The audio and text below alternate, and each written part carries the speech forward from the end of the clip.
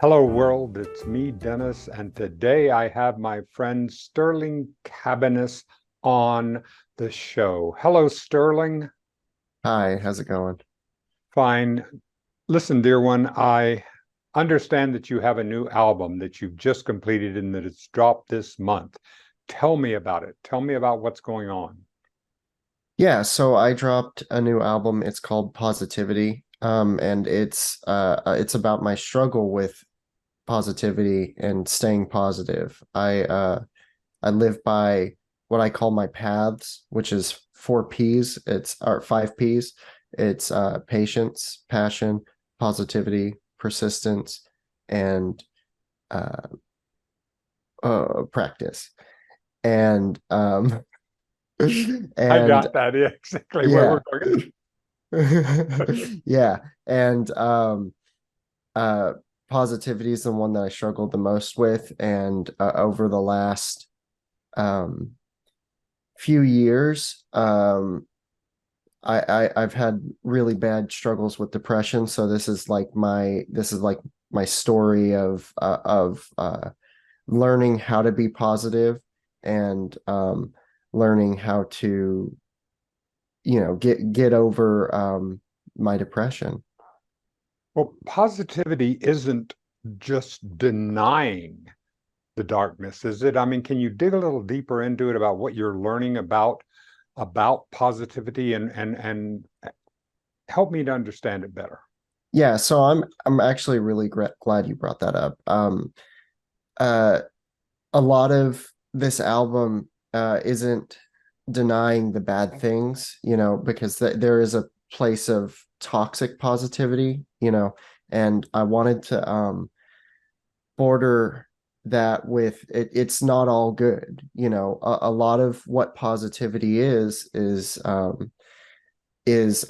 accepting what has happened and learning something from it, and not just being positive all the time, but being able to differentiate, like, okay, this is something bad that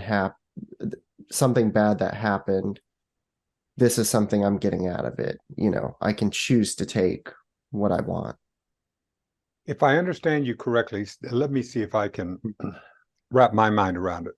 So, positivity is the direction, the vector that you go out of whatever experience that we have.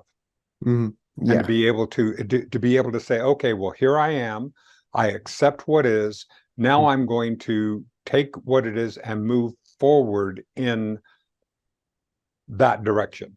Yeah, I think it's all about learning. I think it's all about uh not necessarily having the best outlook, but saying this is something that happened, whether it's good or bad, and being like, okay, what did I learn from that? And the positivity of that is the attitude of okay, I'm going to take this information, instead of ruminating on it, I'm going to look forward to what I learned from it and how I can progress and keep going.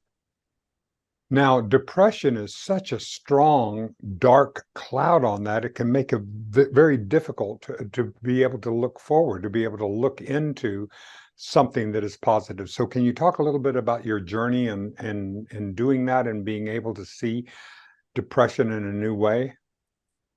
Yeah. So I think probably the biggest piece of advice that I got in dealing with my depression, well, I guess there's two. So it's, stopping the thoughts. I had this lady uh change my life. Her name was Rosetta, and she said, anytime those thoughts come up, you just got to say mm-mm and don't let it start. It's and what my mom also said to me, which kind of solidified that idea, was she said that those the neural pathways that you create when you're depressed, it's like walking, just pacing around in a circle, and after a while, you start to kill the grass and a trail forms, and then you start, digging into the dirt, and and it comes easier and easier to walk that path, and to stop it is the hard part. But if you want to stop it, you got to understand what you're doing and then redirect yourself. And the redirection for me was really hard, and it came to taking a lot of responsibility for myself, and understanding that if I want to do this and if I want to get better, I have to forgive. I have to accept myself, and I have to continue to have a good outlook on all the stuff that has happened to me. I tell you, that self-acceptance is such a big thing for me. I have been a compulsive self-loather. I've Mhm. had very much over the course of my life, I've really gone through this path of healing and recovery through self-loathing that I have experienced. I mean, it is an absolute horror. I mean, you've gone on all the way to wanting to end it, to wanting to Mhm. be able to get out of this. And so your tour into depression Mhm. isn't just a light touch. I mean, you've gone into it very deeply. Yeah, yeah. One thing that I will say, since you brought it up, is that I've always had this feeling that no matter what I do, it's never good enough, and that has kept me motivated, but it's not a good motivation, and from what I've been able to accomplish in my short time, and even then, that's super hard for me to admit, is that I've accomplished a lot. But from what I have accomplished, I could never see it as success. I could never look at it as, as accomplishment. I just looked at it as, it's not good enough. I need to do more.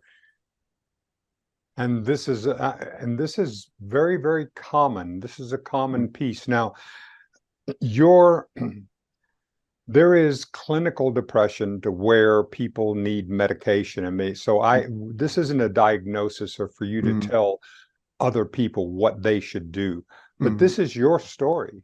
This Mm-hmm. is what you're doing to be able to do it. So how did you sculpt the album around this? What are the themes in this in the some of the songs that you have constructed?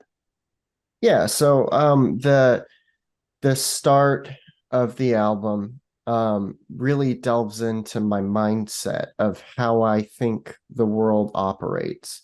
It starts with a song called Sunshine at Noon, which is my pessimistic outlook on life of, like, and I was thinking about it the other day of how, like, music is that one thing that kind of like brings me back to, no, this is beautiful. It's the uh one of the lyrics in it is uh your children leave the table and they're kissing you goodbye, and you'll never get to see them till Christmas or July, and then it shifts to when skies are cloudy, when skies are gray, when the whole world's empty and you've lost your way, I'll sing a song for you of skies of blue. I'll sing a song for you of sunshine at noon.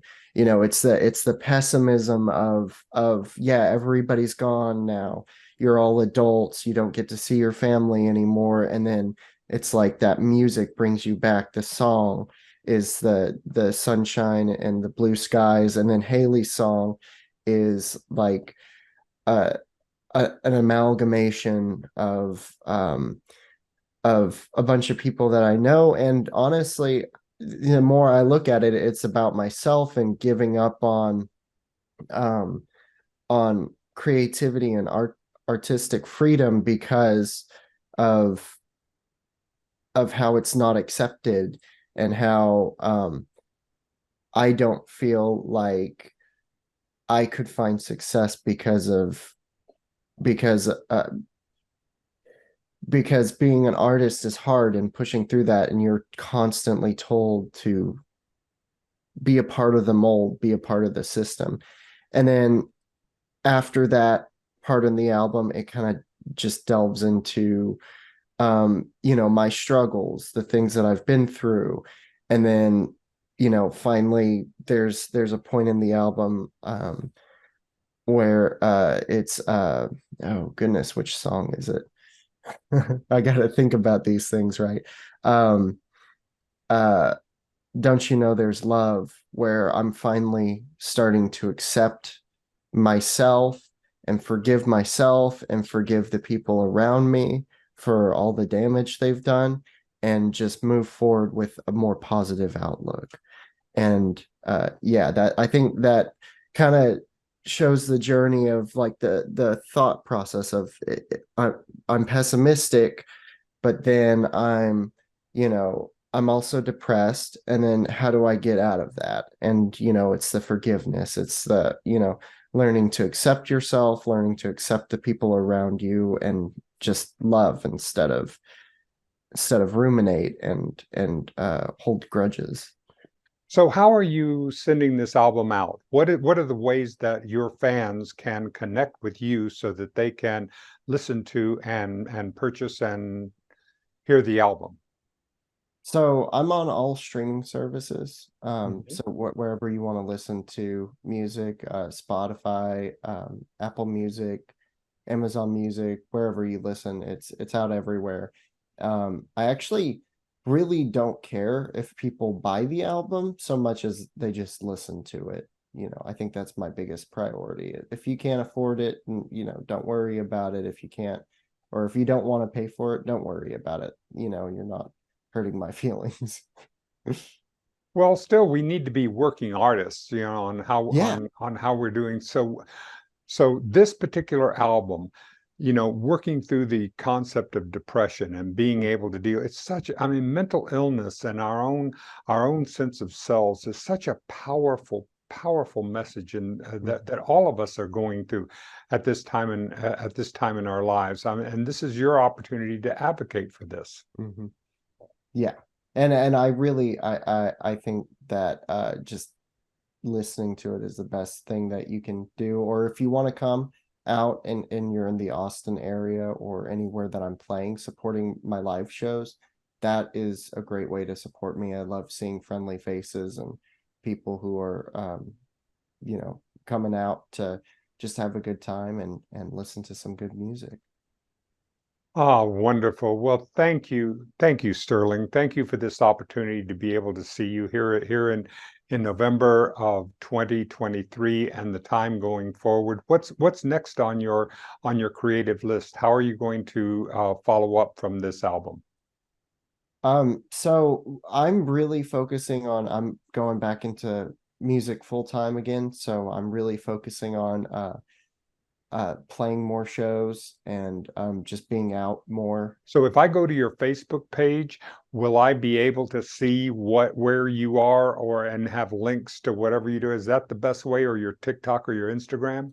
Yeah, so my if you want to look to where I'm actually going to be playing next, my Facebook and my Instagram are going to be the best places to look for that. I am currently working on getting all that stuff together because it's been a whirlwind since I've gone full time again. So I'm taking one thing at a time. But yeah, the best place will be my Instagram, my Facebook to look for that.